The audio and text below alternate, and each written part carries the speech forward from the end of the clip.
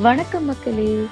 இன்னைக்கு நாம குக்டு தமிழ் சேனல்ல பார்க்க போற ரெசிபி என்ன அப்படின்னு பாத்தீங்கன்னா புலாவ்.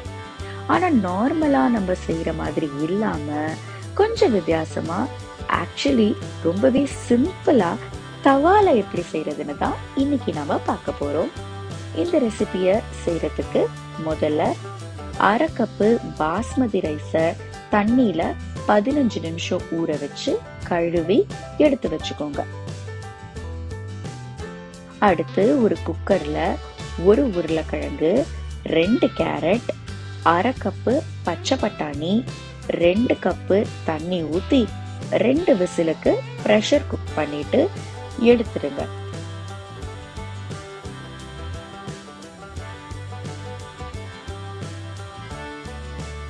உருளைக்கிழங்க மட்டும் தோல் உரிச்சு எடுத்துக்கோங்க.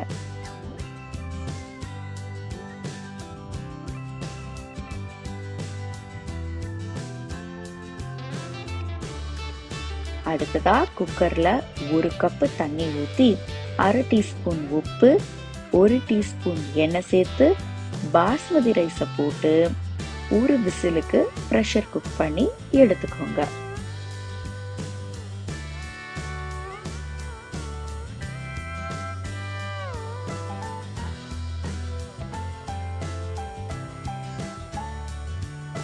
இப்போ ஒரு பேன்ல 3 டேபிள் ஸ்பூன் வெண்ணெய் போட்டு உருக்கிட்டு 1/2 டீஸ்பூன் சீரகம் போட்டு அதை வதக்கிட்டு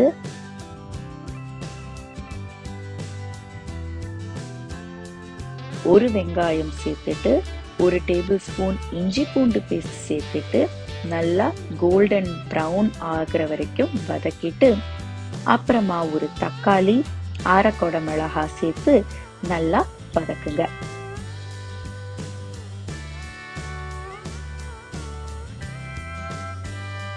அதுக்கப்புறம் 1/4 டீஸ்பூன் மஞ்சத்தூள், 1 டீஸ்பூன் மிளகாத்தூள், 1 டீஸ்பூன் பாவ் பஜ்ஜி மசாலா தூள் சேர்த்து வதக்கிட்டு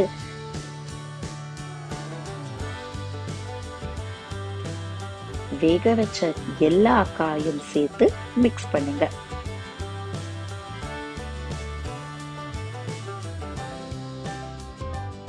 அப்புறமா 1/2 டீஸ்பூன் உப்பு சேர்த்துட்டு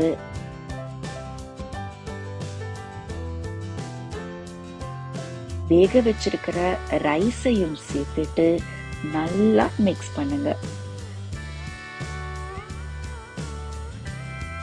ஹை ஃப்ளேம்ல ஒரு 5 நிமிஷம் வதக்கிட்டே இருங்க.